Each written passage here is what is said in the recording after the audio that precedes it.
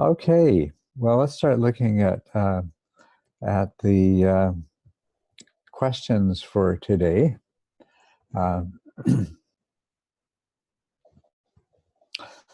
And let's see, such a small group. I should make sure that if possible, we deal with the questions of people that are here. So.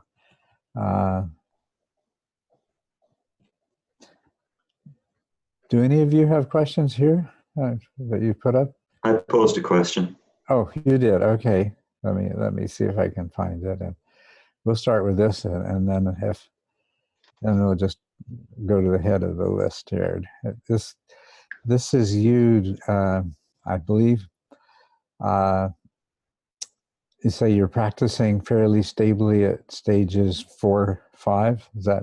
That's me. Yes. That's you. Okay, great. So as yet, though, I've not experienced the purification of the mind or the welling up of significant material from the unconscious associated with stage 4. Does this suggest some blockage somewhere? Thank you for teaching. Well, okay. Since you are here, and I can ask you some questions.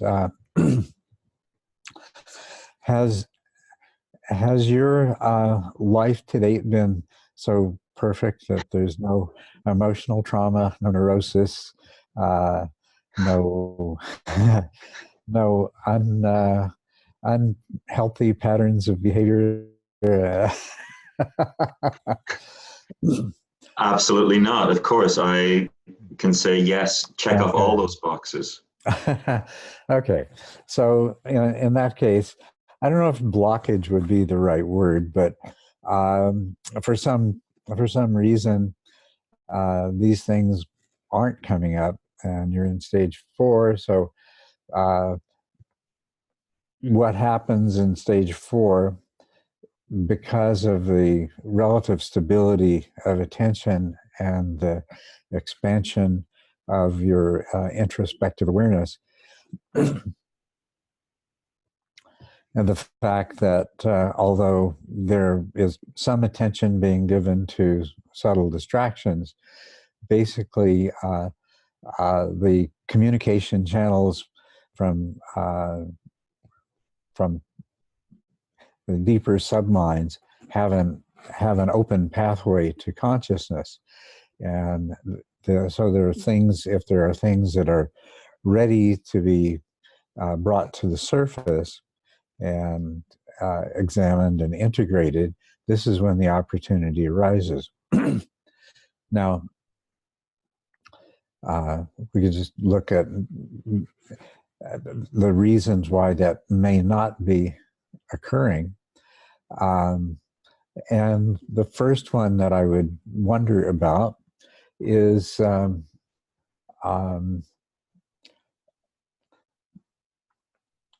have you had any your questioner seems to say that you haven't really felt any emotional content arising. Yes. Have you had any other unusual bodily sensations or anything like that? Well, I certainly felt peace. I felt a deepening, the energy that comes with some deepening of a stability of focus. Mm-hmm. Well,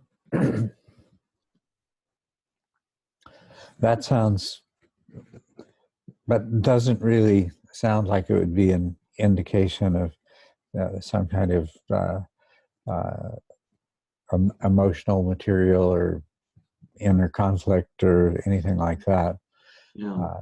Sounds pretty much like just a normal unification of mind. This does happen. It's not common, but it's not rare either. Most likely, the purifications they will come up as you go ahead and proceed through the stages. sometimes sometimes you may find that as you're going through your daily life and you are more aware of situations that trigger a reactive response rather than a more a reflection of conditioning rather than more of present moment processing of information and things like that. When and if that happens, those are things that you can look at more closely when they happen, and you become aware of them. And you might, when you're meditating, just hold the attitude that anything related to that is you're just inviting that to come up, and that might trigger it. Otherwise, just don't worry about it, and I'm sure it will come up sooner or later. That's good. Yeah. In most situations like this, where it doesn't come up in stage 4, you'll get to stage 5 or 6 even before you get to stage 7, when this tends to be the other major stage where these kinds of purifications happen. But you might find things coming up at stage 5 and stage 6. And when they do, there'll be thoughts or emotions or images or something like that that arise as strong distractions, and you'll know, because they are such strong distractions, you'll find yourself back in a stage 4 like situation where you're trying to follow the meditation object, whether it's breath scanning or a breath with the nose, and there's these things arise as gross distractions. So just go ahead and treat them the way that's described in stage 4. I'll do that. Thank you.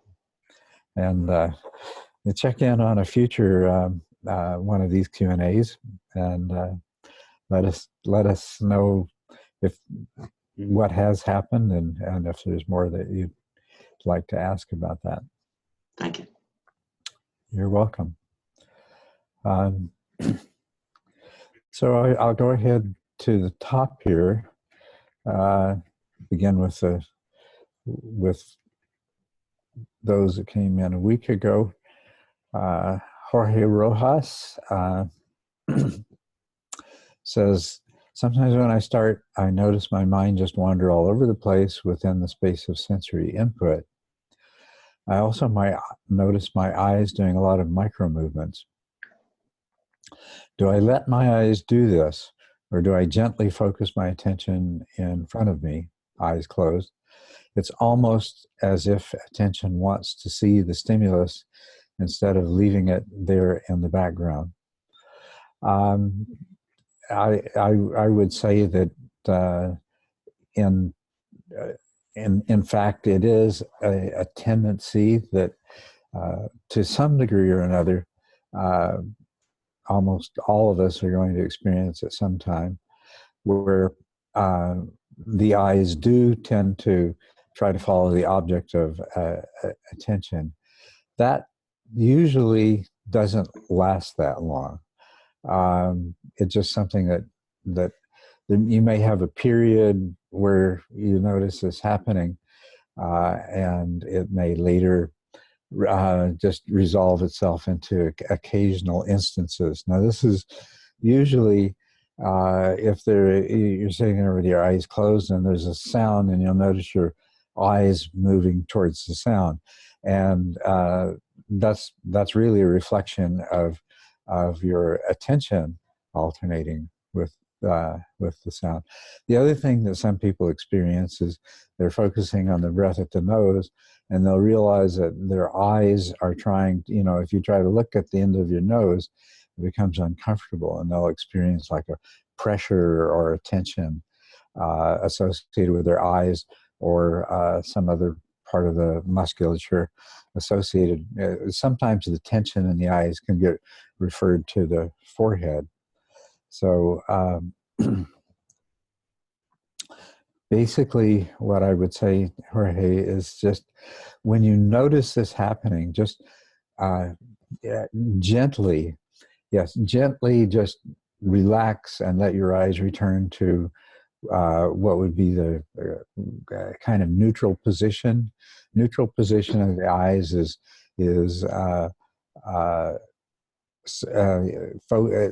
focus at what an ophthalmologist would call an intermediate distance, sort of like, I don't know if you can see where it may be, relatively speaking, you can't, but maybe,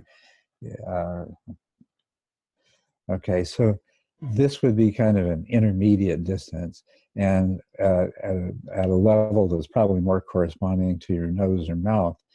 And this is the most comfortable, natural place anatomically and physiologically for your eyes to rest. You know, when the muscles that move the eyes are relaxed, then this is a position that the eyes will go to. So all you need to do when you find that either your eyes are focusing on sensations at your nose, or if they're following sensations around, is just relax your eyes, and they'll tend to go to that position. If it's something that's happening just occasionally, just notice it. Just be aware of it. Just be aware of the fact that the more interest that some distraction holds for the mind, the more likely it is that not only will attention move towards it, but sometimes these eye movements will occur. And if they're not problematic, then just don't worry about them, and they'll usually take care of themselves. Next question is from Daniel Kuperchek. My question has to do with an experience I had while meditating. As I sat, suddenly it seemed clear to me that there is all these individual processes in my mind that are constantly on without me being the creator of them. After this became clear to me, my heart started to beat furiously. I had never experienced something like this, but it felt as if my heart was going to explode as it overtook all my attention and it filled every bit of awareness. This furious beating of my heart was so loud and intense that it felt as if my whole body was shaking with every beat of the heart. This lasted for about 5 minutes as it suddenly started becoming less and less when finally it became normal again. That's a pretty powerful experience. After that experience, I'd say I hadn't noticed any huge difference in experience. I still see through my experience that my mind's activity hasn't changed, nor has it made my everyday life that different. I'm puzzled as to why that happened if this experience didn't bring about a profound change. If you don't have an answer as to why this might have happened, I can understand, but thank you for taking the time. Okay. So this is an insight experience. In other words, you have an insight experience is an experience that is anomalous or inconsistent with the way that you normally view and understand everything, you and the world and everything else. And we go through life having these insight experiences and not really recognizing them for what they are. And either being fascinated by them and not understanding them, or dismissing them in one way or the other as just a curiosity that happens. But in meditation, we become far more sensitive to these experiences.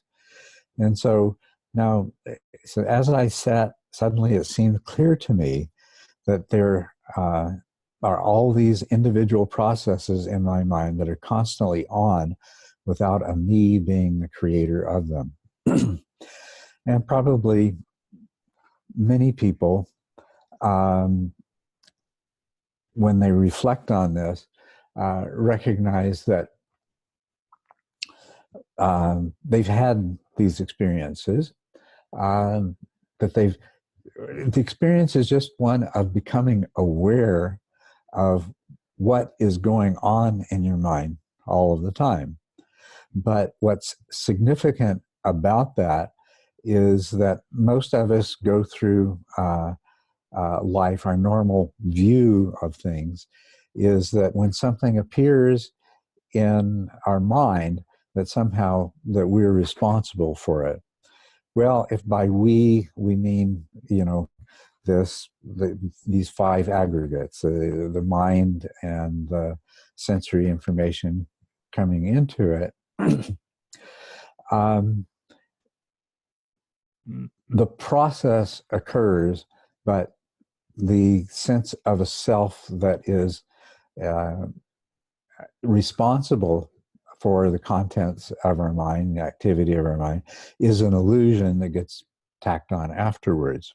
It's after the fact. So what's being described here is an experience where that doesn't happen, and there's the recognition that if I am doing anything, I'm trying to follow the instructions for the practice, but I become aware that there is so much going on in my mind that is certainly not intended by anything that I would call myself. And so this produced a strong emotional reaction in Daniel. Too bad he's not here. Now, the way that I interpret that is that, like I say, we're having insight experiences before we ever begin to meditate. These anomalous occurrences, they get stored away somewhere in the mind. The right hemisphere, some of the functions of the right hemisphere seem to be anomaly detectors, and so this manifests in awareness as something that arises and draws attention to it. Now, you've been collecting these anomalous experiences sort of all your life. In meditation, one of these experiences like this can arise. And now the experience is that of recognizing the activity that's going on in your mind that you have absolutely no control over. Okay? And that what makes it, what gives it the potential to develop into true insight is that that there's your mind at an unconscious level has recognized this as a pattern. It's put together all of your collected past or some subset of your collected past experiences of things that don't quite fit your worldview that have to do with this one experience. And there arises then the recognition of this pattern that, basically state it as, I am not in control of my mind. And I may have known that before, but now it's become obvious as something that is the truth of this and the significance of this is being recognized by some part of your mind system. And it's disturbing. It's disturbing because it can't be readily reconciled with the assumptions that your worldview is based upon. And that gives it its impact. So this would be a seed. This is the kind of thing that happens. Now, what this can do when something like this happens is it can actually produce insight, in the sense that some significant portion of your mind system is now incorporating this this insight. Probably a part of this experience that you might not have been conscious of would be an extrapolation that since there is so much going on in my mind that I have no control over, is there really an agent? Is there really an I that is thinking these thoughts and experiencing these reactions? And that is what's disturbing and causes the emotional part of the mind to produce an emotional reaction. In this case, it manifested as a very rapid heartbeat, suggesting that perhaps there's an element of fear in this experience. But the one significant thing that Daniel says here is that after that experience, I'd say I hadn't noticed any huge difference. And I still see through my experience that my mind's activity hasn't changed, nor has it made my everyday life different. I'm puzzled as to why that happened if this experience didn't bring about a profound change. Well, what's happening is that the parts of your mind system that recognize this, the implications of this, aren't what is dominating in your everyday experience. We would say you have had an insight if afterwards you can continue to see things and you can continue to have this experience and even feel it extrapolate into am I really the author of my thoughts right now? Am I really the agent behind my words and my actions in the present moment? Then that is an insight that is beginning to develop, and as you go along and as it triggers other insights to arise and begin this maturation process of the mind, then this becomes a more consistent shift in your perception, and you're well on the way to an awakening experience, which will require that all of the insights develop and mature to a certain level. So what you've had is you describe it correctly. You've had an insight experience, one that rather than being just disregarded or dismissed by the mind, has triggered the recognition of a truth about something that it has trouble reconciling, but it's still very immature. It's still very limited in terms of how much of your mind has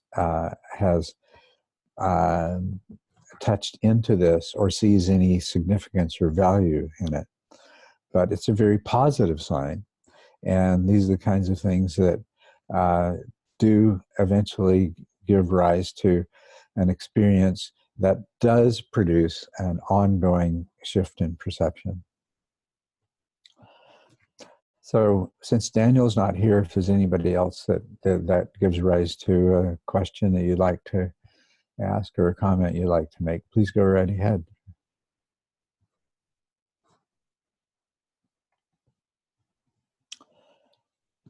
Seems not to be the case. Okay, well, that's fine. Then let's move on to the next question here. Dennis Smith. Dennis says, I'm curious if you would talk a bit about the similarities and differences between the views and approach of TMI with that of Advaita Vedanta, as well as inquiry methods of meditation. Well, I personally see I have done a bit of exploration of Advaita Vedanta. As a matter of fact, my first exposure to Eastern philosophies and wisdom traditions was through the Vivekananda Vedanta Society. And so in Chicago, and some texts that I bought from them, that was back when I was, maybe 22, something like that. And so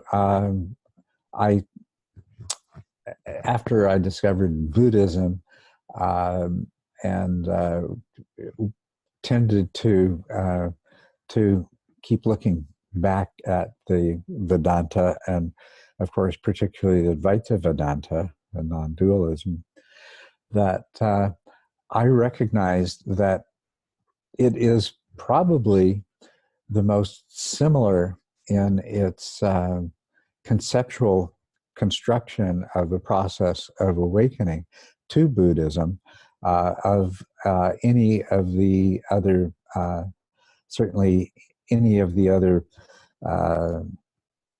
metaphysical, spiritual, whatever you want to call it, religious systems in certainly in the Indian subcontinent. What is confusing to people when drawing the similarities between Buddhism and Advaita is that there is, in the training of Advaita, there is the search for the true self. And in a way, this is not particularly different than if you choose to translate anatta in the Buddha's teaching as not self rather than as no self. The practice of searching for the self, and what you find is that everywhere you look, anything that you might expect to be able to identify as self turns out not to be. So when everything is not self, there is no self. In the search for the true self, in Advaita, there is a point of recognition of self in a way that typically identifies with consciousness. But in Advaita, this continues on till ultimately the true self is what we might refer to in Buddhism as the ongoing awareness of suchness, as dwelling in the awareness of suchness. And that's where the individual self is no longer identified as self in the same way. So they're very similar. But Dennis' question in particular is similarities and differences between the views and approach. So, as I say, the views are not that dissimilar except for the language that's being used. And so there can be apparently a difference in view regarding the self and its reality. With regard to approach, there's a very big difference. One of the things that I always thought, I love reading the Zargatata,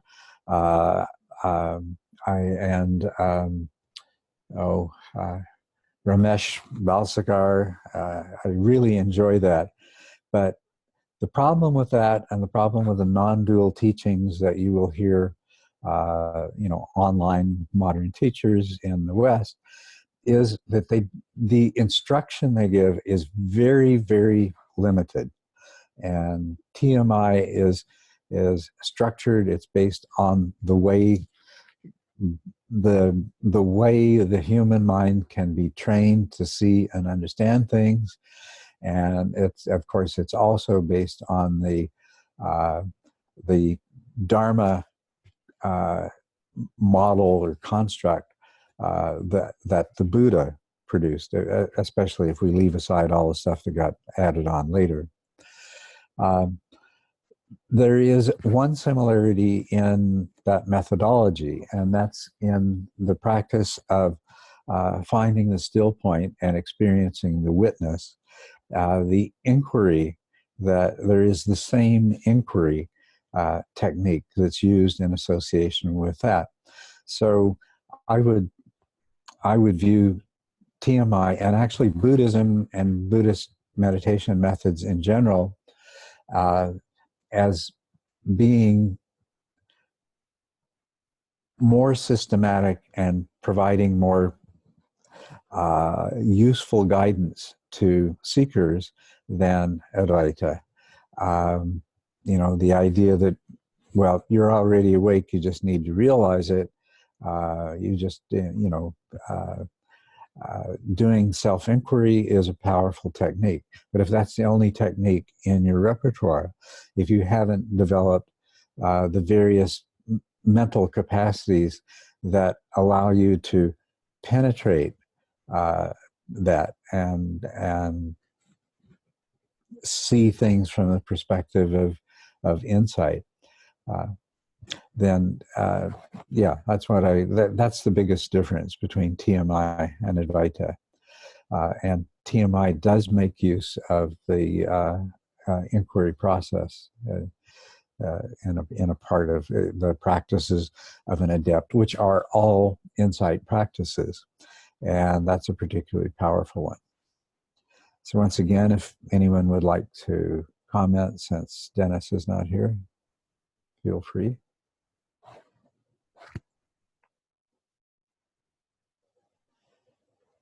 All right.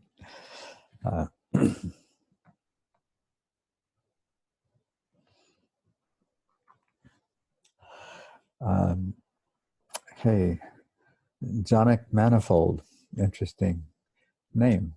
The next question. I have a question about the possibility of applying deep absorption states to scientific research.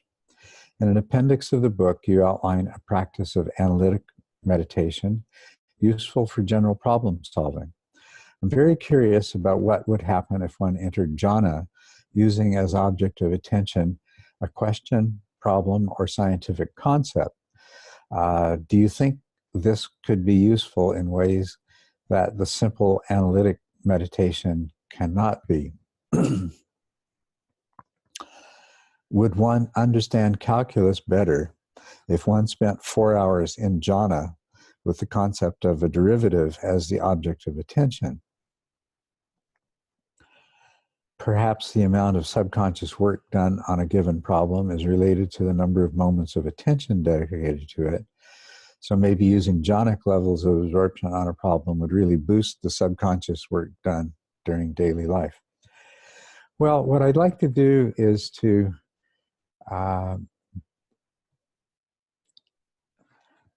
go back to the appendix on the practice of analytical meditation.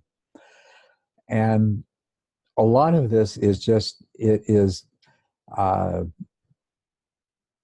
100% consistent in its description with what the research that's been done in cognitive science on how we solve problems and different kinds of problem solving. And this particular technique, if you read through it, what we're doing is trying to optimally use attention and awareness for the kind of creative perceptual process that can both provide unusual solutions or unexpected solutions to problems, the thinking outside the box kind of solutions, and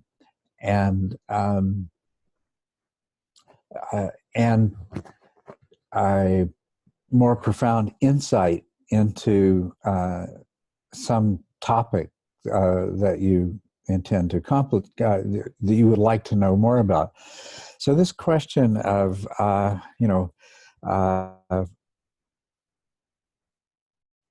looking, I think that you would probably find that if you practiced analytical meditation the way it's described, that you would probably, and with the idea that you wanted to understand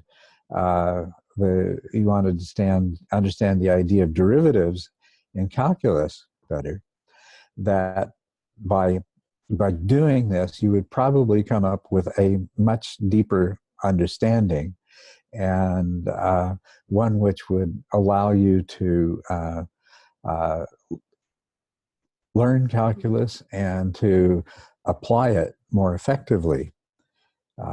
But what's doing that is the multiple or parallel processing that is taking place in the unconscious mind, and primarily in those parts of the unconscious mind that are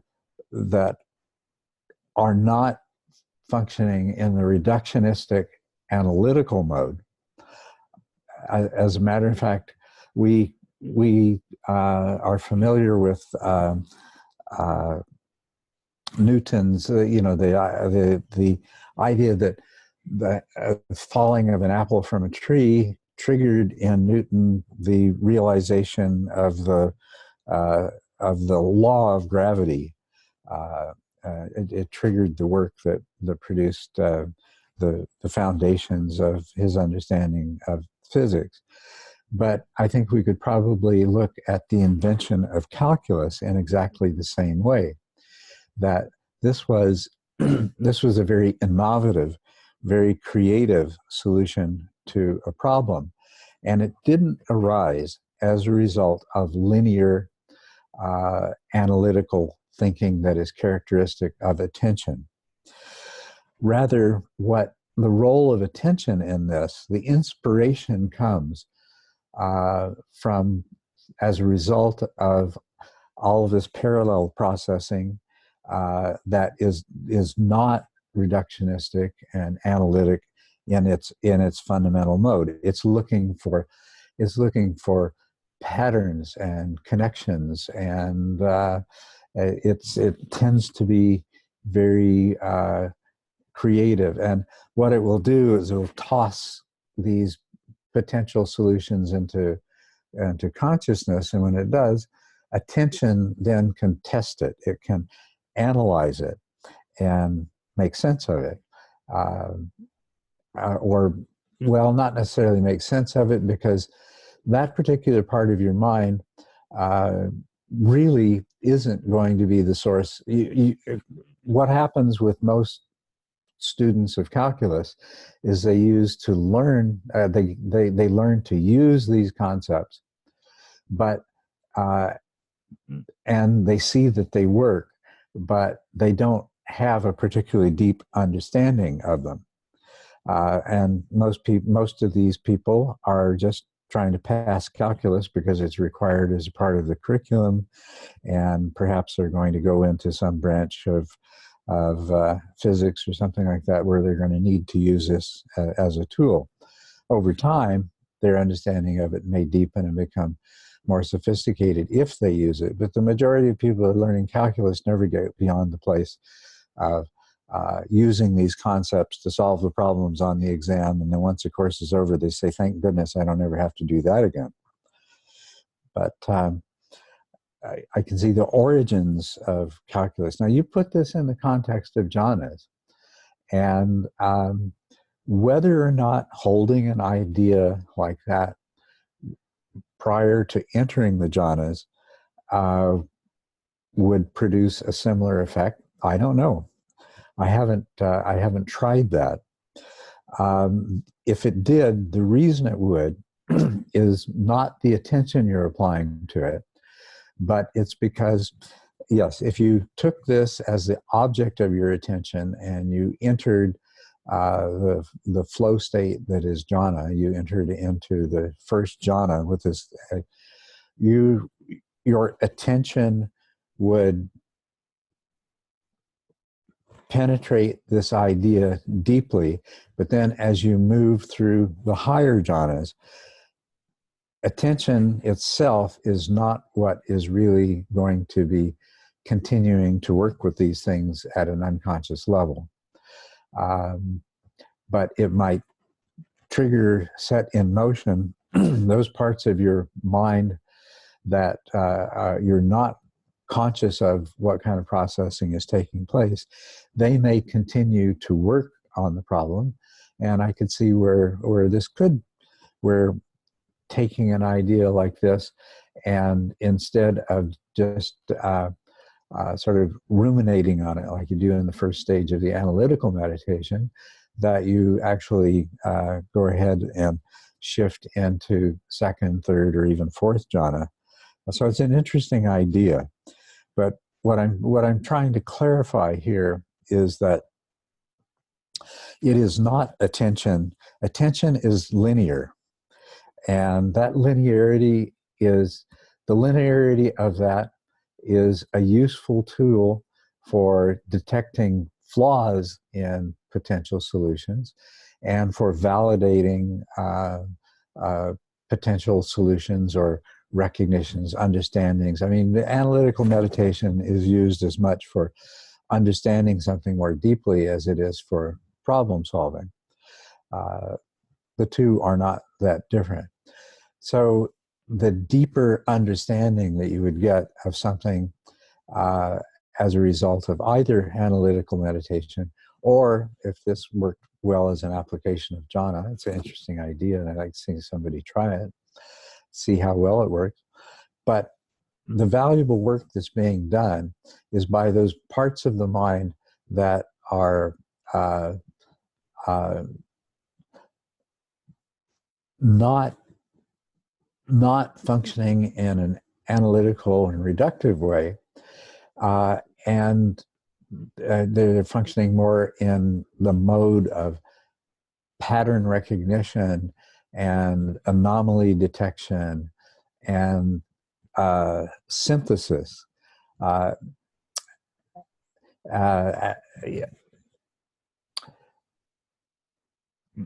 And that there are many, many subsystems in the mind that are doing this in parallel with each other. And because that they are not, because they're not part of the processing system that gives rise to attention, there's a lot more latitude in what they will seize upon and the processing that will result in that. So a lot of it comes up with a lot of false interpretations, but it can, because of this kind of innovative and outside the box, non-linear approach to a more holistic approach to examining something, come up with a solution that goes beyond what would likely to ever be achieved with the kind of linear thinking that's associated with attention. So where attention comes in is validating this afterwards. And in the analytical meditation, that is a part of the process. It arises in consciousness. It is examined by attention, and if there are flaws in it, these become part of the conscious process, and the message basically goes back to the parallel processing part of the mind that no, this doesn't work, try again.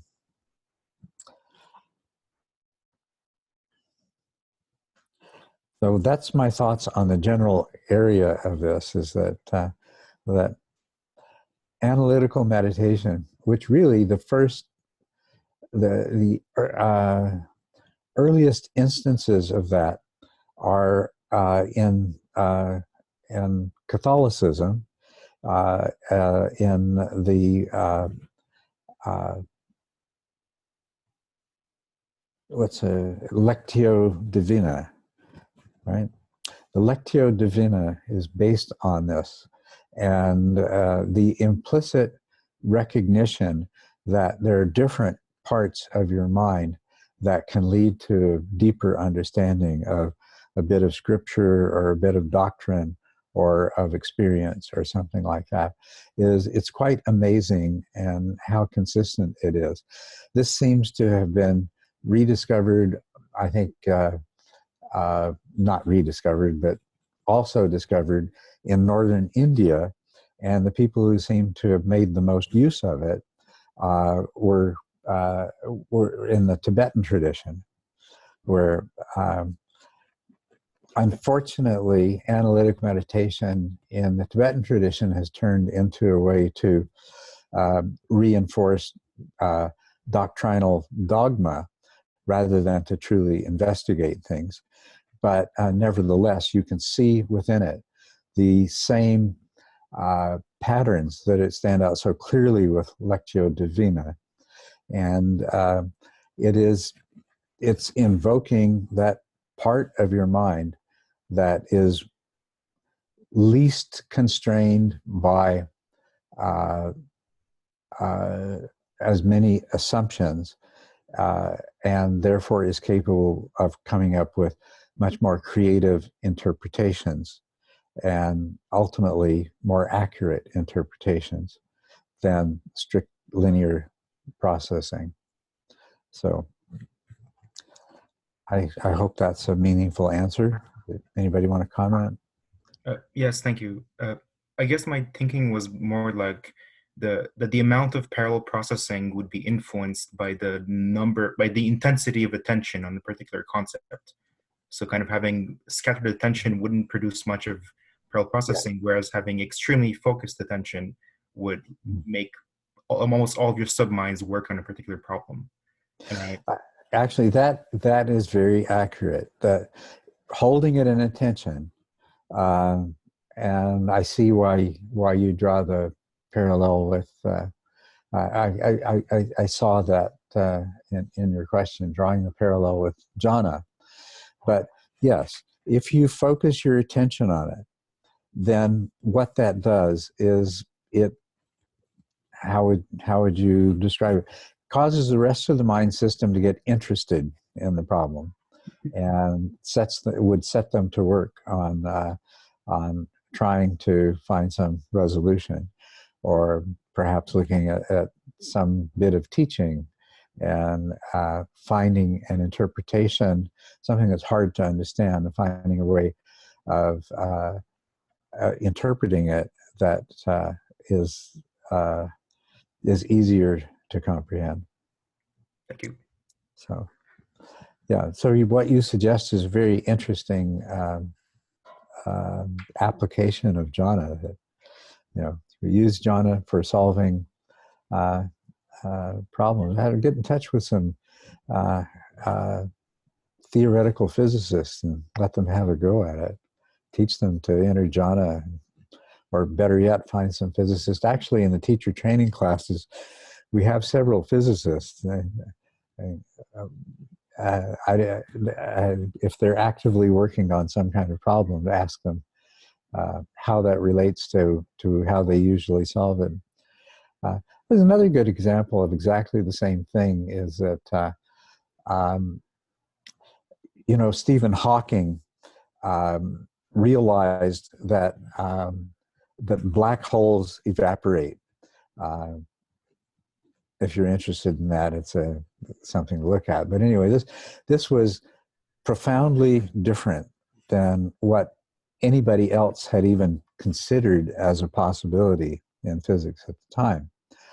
But he had this intuitive realization, and then afterwards he worked through the theory and the mathematics of it, and it's now established and recognized as a fact that yes, it's inevitable that a black hole will evaporate, even though the definition of a black hole is something from which nothing can escape the event horizon.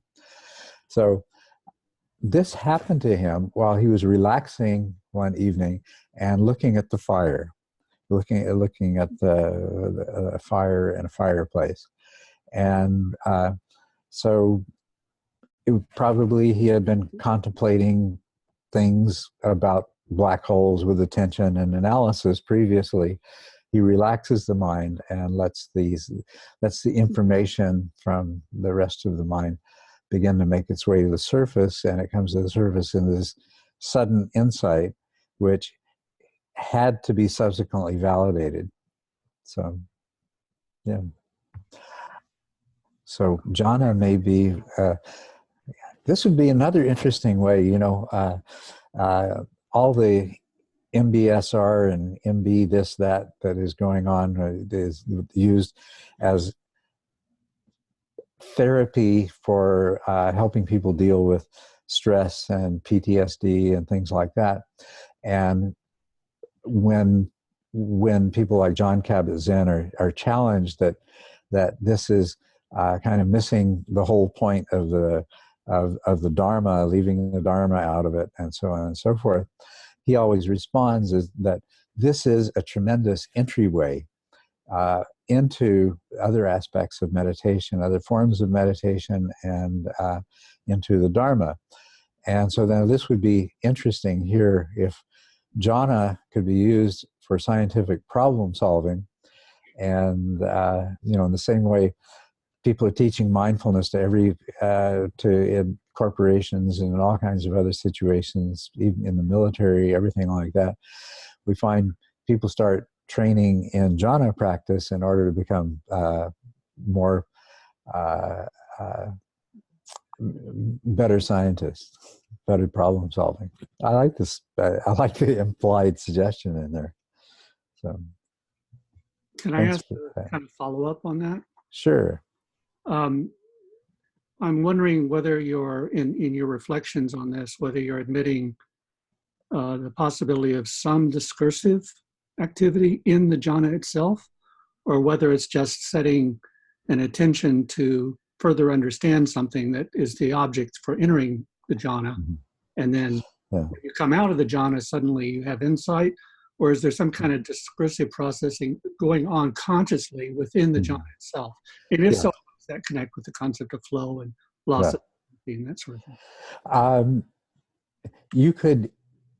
You can enter into a flow state that is somewhat jhana-like, where there is where the principal activity of the mind is discursive, but that's not really the kind of flow state that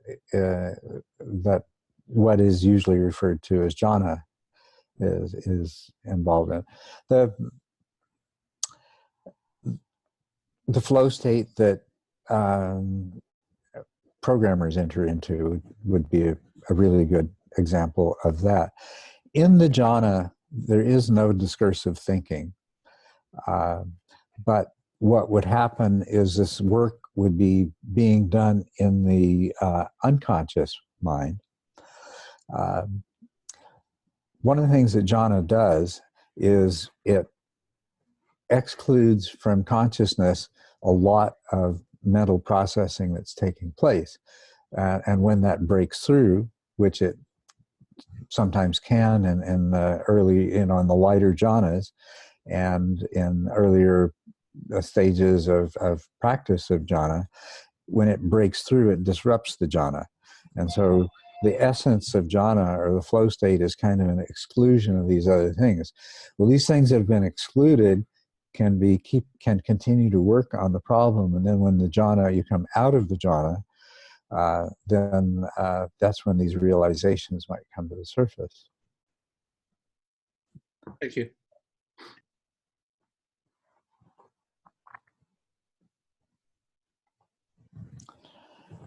Oh, let's see what's next here. A question from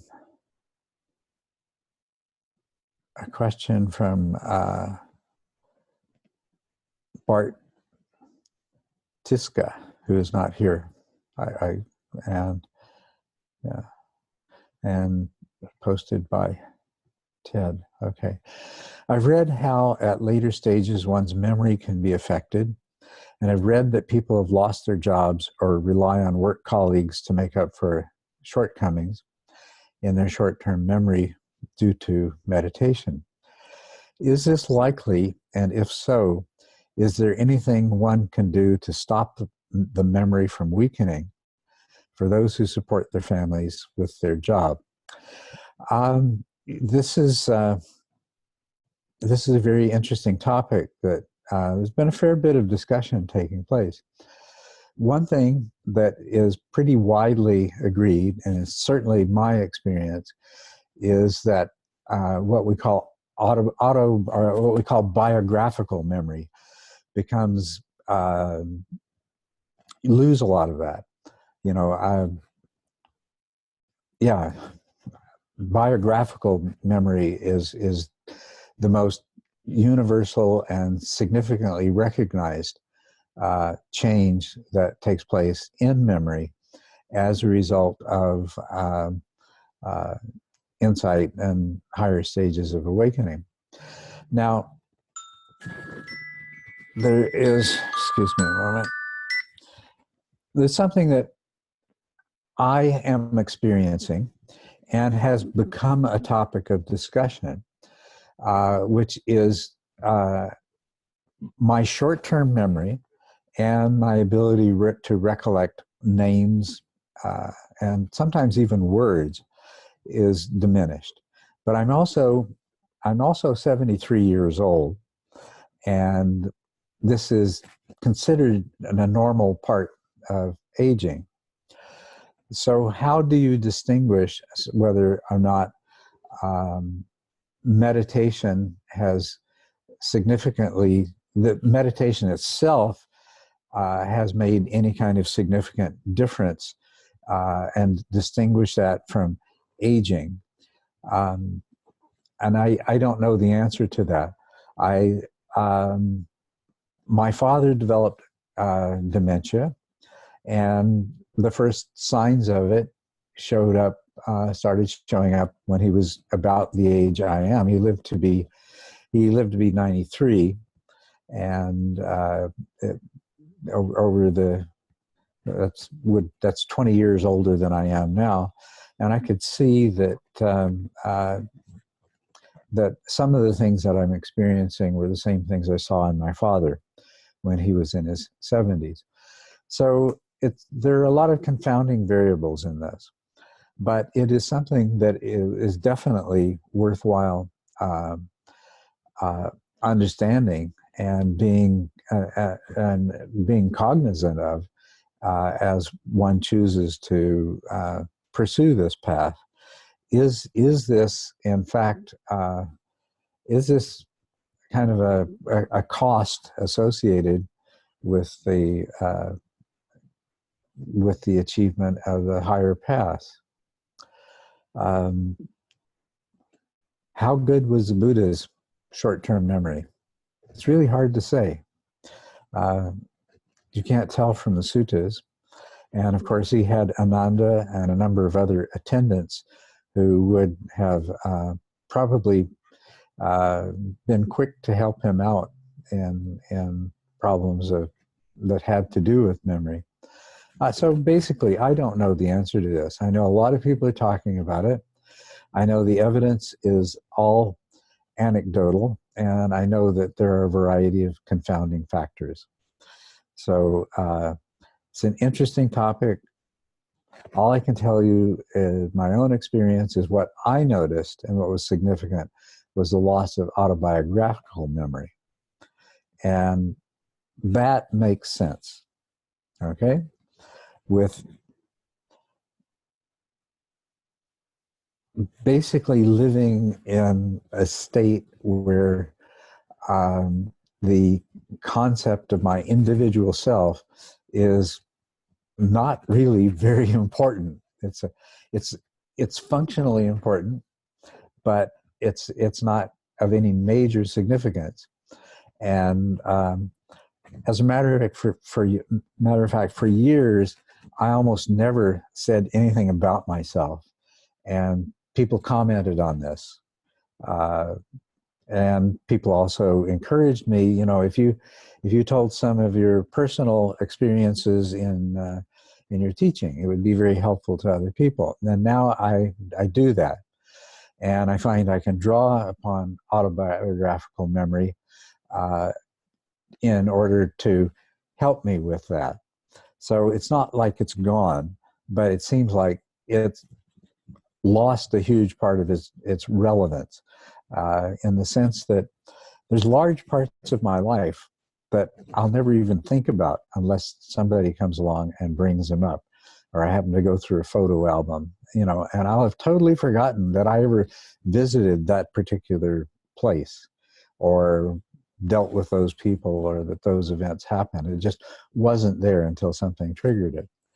The other part of my experience is, yes, I'm experiencing diminished short-term memory and diminished memory for names and sometimes words.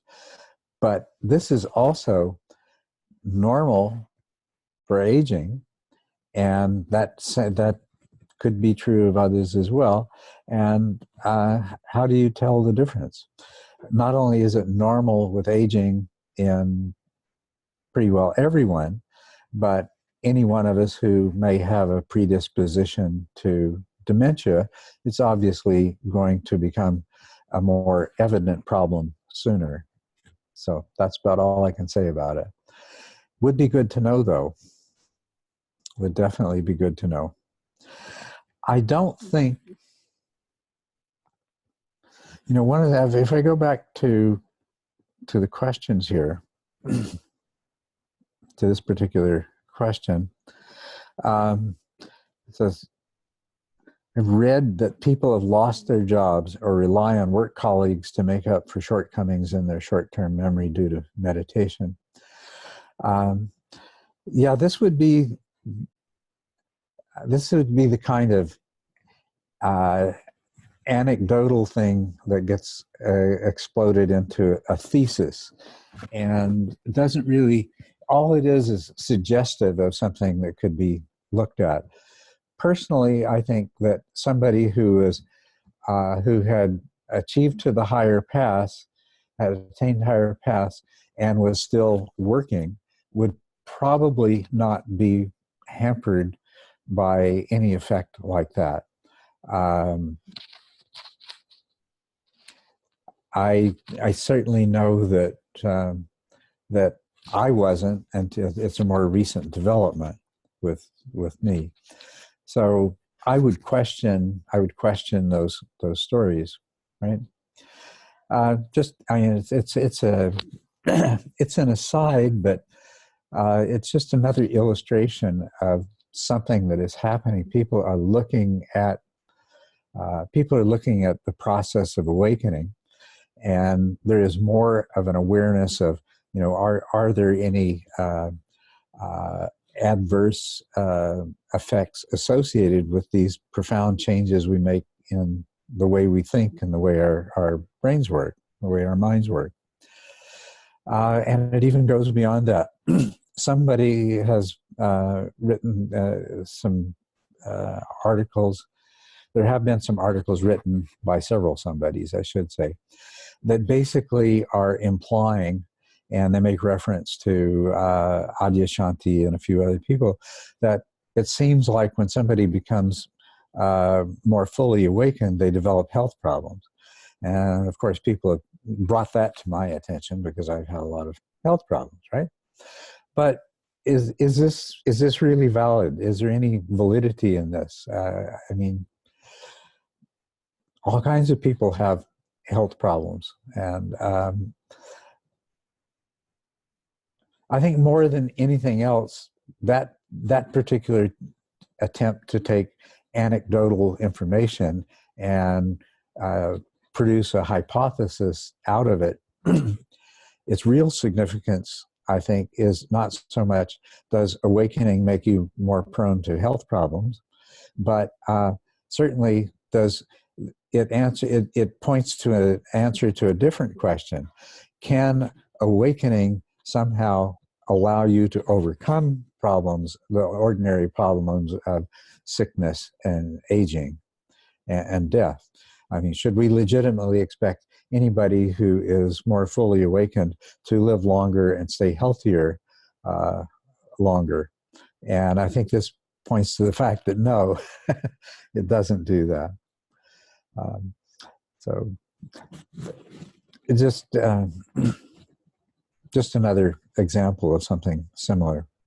These are interesting and relevant questions, but as you can imagine, it's very difficult to do the kind of work that would be necessary to see if there's some statistically significant correlations that would point to a causal relationship rather than just a correlation, but due to independent causes.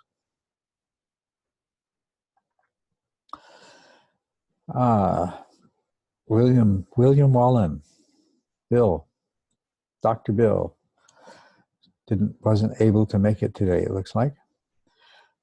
Too bad. Anyway,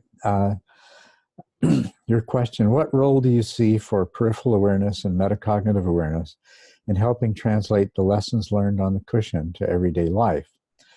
Whenever I work to focus very closely on multiple sensations of breathing, my breathing becomes a sort of stilted and rigid. It seems like this is a second question.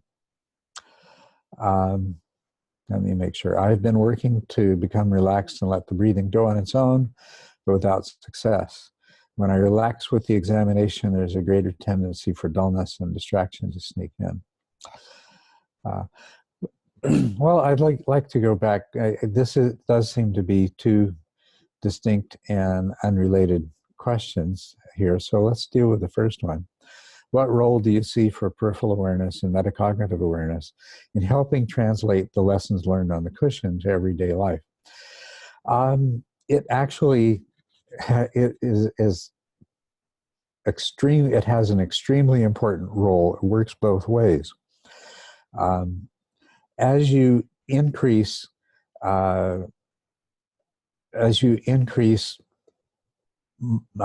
awareness, what you're increasing is mindfulness. So as you become increasingly mindful in your daily life, then yes, the things that you have learned both on the cushion and off the cushion through reflection, through maybe studying the Dharma itself. The more mindfulness you have in daily life, the more your understanding of these things is going to play a very significant role. Now, if you were to look at the appendix on the mindful review, that is basically training a person to utilize not just mindfulness, but mindfulness with clear comprehension, the sati sampajana in your daily life. By doing so, you recognize when something that is arising as an intention that might lead to speech and action, and that is manifesting a certain thoughts and emotions, you can recognize the wholesomeness or unwholesomeness of it. And you have then the choice to take something that is unwholesome and to replace it with a wholesome perspective. And whenever you do that, and whenever it starts with just having an unwholesome intention, thoughts and emotions arise, and declining to act or speak on the basis of them. What that is doing is it is reducing the power that craving has over you, and the tendency that for self-clinging to dominate your intentional activities in life. Now, when you come to the point where you have the the clear comprehension aspect of sati, the sati sampajana, you're going to be seeing these arising and understanding them more directly and more immediately. And so this is the point at which you are really doing some profoundly powerful work in terms of changing the way your mind works. This is where you have the opportunity to replace an unwholesome thought and an intention with a wholesome one by drawing upon the new perspective that you have gained through the combination of Dharma study and meditation. And this is really powerful. This is, and the Buddha describes this process of thought replacement or thought substitution. I mean, this is a legitimate Buddhist practice. And the Buddha recounts how he could categorize the things that arose in his mind as either wholesome or unwholesome, in the sense that the wholesome brought the mind nearer to awakening, nearer to nirvana, and the unwholesome was something that took the mind further from this, and that this acting on unwholesome intentions makes it more likely that you'll do so in the future. And this is the process of the creation of habitual karmas. And he said intention is karma. So, you know, what you're really doing is working at the level of karma when you have the degree of metacognitive introspective awareness that allows you to recognize unwholesome intentions when they arise, the thoughts that have been driving them, the associated emotions. So the thought, emotion, intention complex that lies behind our speech and action, now you can work with that very directly. And it's a very powerful way of overcoming craving and self-clinging and moving yourself towards awakening. So the second part of your question here, well, anybody want to comment on the first part? No. Okay. So this is, let's make a final comment on this. The Buddha's redefinition of karma as intention and the way that changes who you are in terms of whether or not you're moving in the direction of becoming a more enlightened being or a less enlightened being is really, really significant. It's a hugely significant part of what underlies the whole training. Oh, and I forgot to mention, I said it cuts two ways. If you do this in your daily life, then it's going to make your experiences in meditation more powerful. It's also going to provide the raw material in huge abundance for insight experiences to occur. Anybody want to comment on that?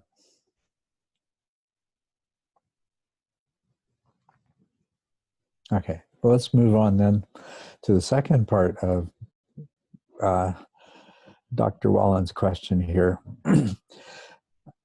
Focus very closely on multiple sensations. Breathing becomes stilted and rigid.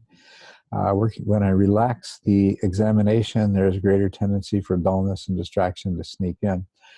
I think what you want to do here is to work on just allowing those changes to occur.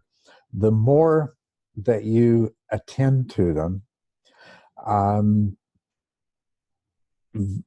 well, first of all, don't do what I refer to as selfing. You know, it seems like you've recognized that these things are happening on their own in response to your intention to examine breath sensations more closely. So make a clear distinction between what your intention is and how unconscious mental processes may affect your breathing in an attempt to make that occur more readily. Just recognize them for what they are. Let them be there and work on letting them be there. The more concerned you are about them, the less likely they are to just pass away by themselves. If you just are aware that, okay, my breathing is changing, and yeah, indeed it does exaggerate certain sensations, but it does so at the expense of replacing the natural breath with an artificial. Well, it's not artificial in the sense that it comes from any deliberate intention, but with a with a reaction that also is going to eliminate the ability to just focus on the way things arise and pass away in consciousness. Ultimately, it doesn't matter that this happens. It doesn't matter if this continues to happen, because what you're really interested in when you're following the sensations of the breath more closely is what the mind is doing and what is arising in consciousness as a result of this, and what it potentially leads to. So what I would say basically, Bill, is just practice allowing it to be there, letting it come, let it be, let it go. Don't feel any need to do anything about it. The kind of backing away that you're talking about, the relaxation of attention, what you're doing, there's more than one way that you can relax attention. One is just to kind of step back and take a less highly focused approach. But the other way is just to increase the amount of dullness. So recognizing that what you're doing in terms of your relaxation of attention is triggering dullness, that's important information. That's revealing information. That's telling you something about what your mind is doing, and knowing that there is an alternative way to just not relax the attention, but not back away from it, but rather just learn to let it be there in awareness without attention being drawn to the phenomenon, being concerned about the phenomenon, and basically generating a state of non-acceptance where you want this alteration in the breath to just simply go away. So that's what's important there. Hope that's helpful.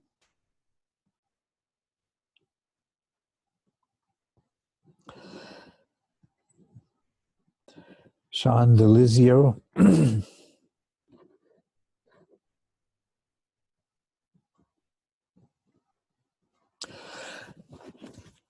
Recently, I attended a traditional Goenka-style Vipassana retreat. What do you see as being the key differences and results between that practice and the body scanning technique that you use, that you describe in stage 5? And well, the purposes that we're using the body scan for are quite different. There are similar things that occur as a result of it, not surprisingly, but the intention behind the body scanning is quite different in the Goenka style practice, because it's really intended to first of all to trigger certain kinds of what we would call in TMI purifications to occur. This brings to your conscious awareness things that need to be integrated into the rest of the mind system because they're problematic. And the second intention behind that, which is really an extension of the first, is to give rise to insight. which is what makes it a vipassana practice, not because you're doing something different, but because the intention behind it is different. So, in stage 5, we're using this just to, we're exercising the mind. We're trying to work towards a more powerful state of consciousness that will manifest in the quality of both attention and awareness, and the ability to maintain a very high level of awareness even while you are quite intensely focused on the objects of attention, and vice versa. So the intentions, the purpose, it's a means to a particular end. And in stages 5 and 6, the body scan is serving a different purpose. There is overlap, though, and so some of the effects that are actually the intention of the Goenka retreat are going to, or Goenka body scanning, are going to arise in some people when doing the body scanning in stage 5 and stage 6. But that's basically it. It's the similar techniques, but used for different purposes. But because of the similarity, there's going to be some of the same things happen in both cases. The Goenka practitioner is going to increase both the power of attention and awareness as a result of it. Next question is from Kevin Hing. Kevin says, as my practice progresses and my awareness strengthens, I find I'm becoming better at recognizing the arising of craving and aversion off the cushion and becoming better at modifying my behavior accordingly, i.e. I'm getting better at course correcting in real time towards more wholesome directions. Hey, that's just what we were talking about, isn't it? Okay. However, while my outward behavior is improving gradually, when craving or aversion have arisen, I'm still experiencing the negative sensations, feelings, emotions associated with these delusions, and often the awareness of the delusions causes additional aversion to arise.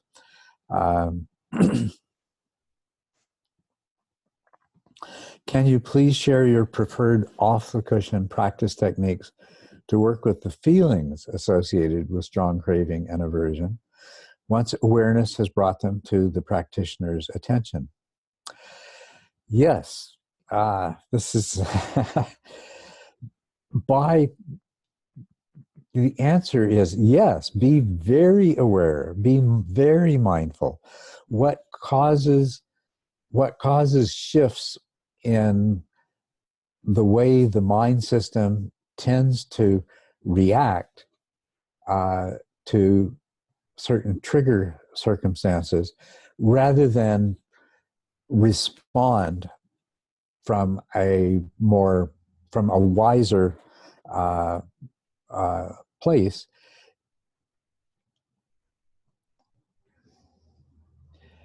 is the recognition that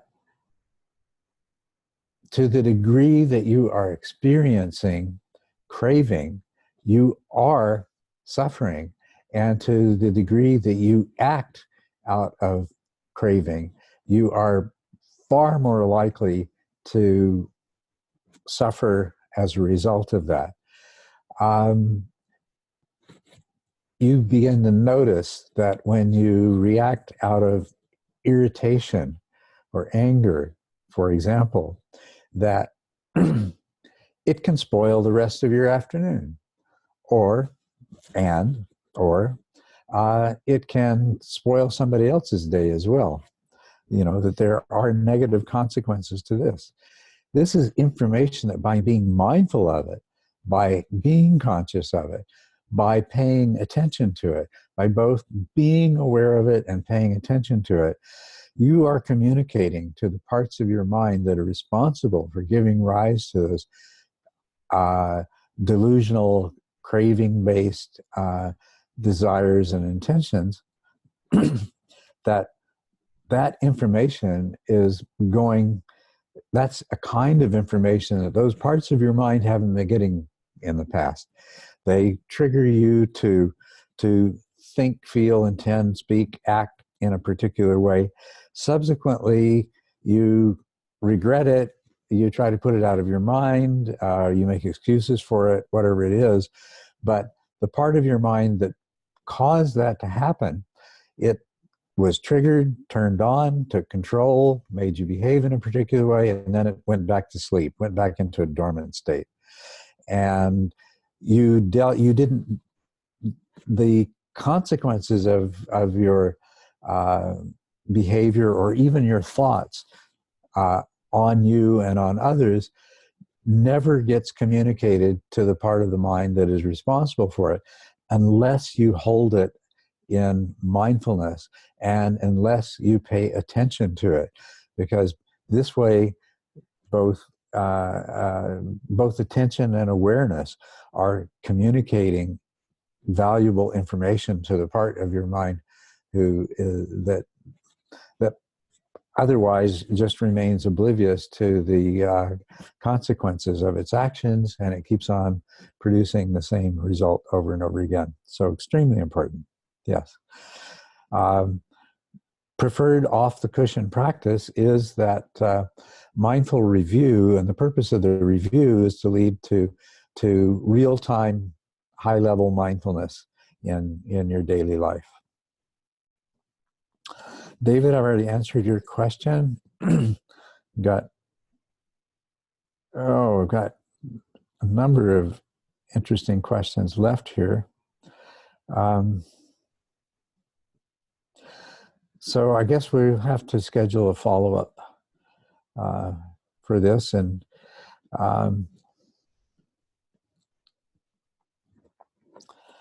to deal with the rest of these questions. And I ask something of those that were here today. What is the role of the timing of these sessions, the days of the week and the times of day? I know people live in many different time zones, on the likelihood that you are, you're here today, and you might not have been present at some past sessions. How much did that have to do with the day of the week and the time of the day that we schedule these at?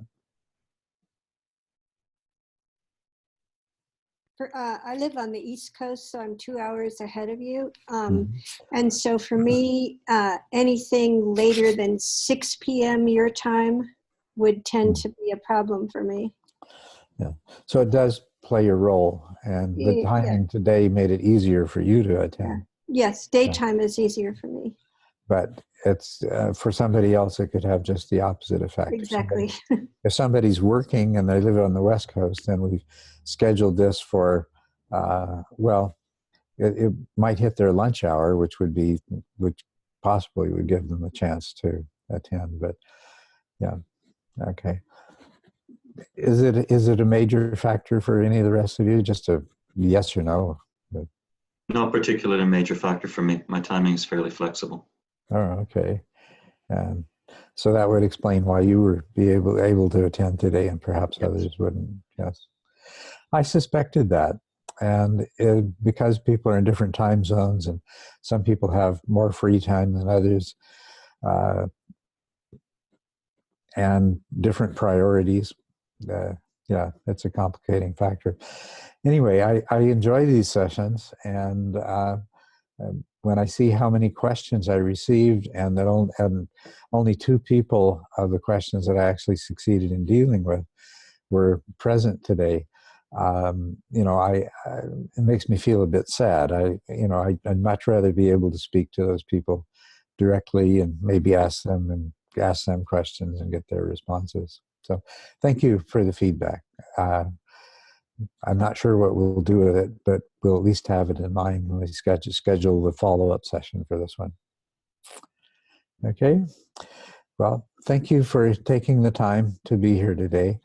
And I hope the questions that we did answer, that the answers held some value for you. And yes. They did. Thank you. Thank you. Best wishes to you all. Same to you. And to you.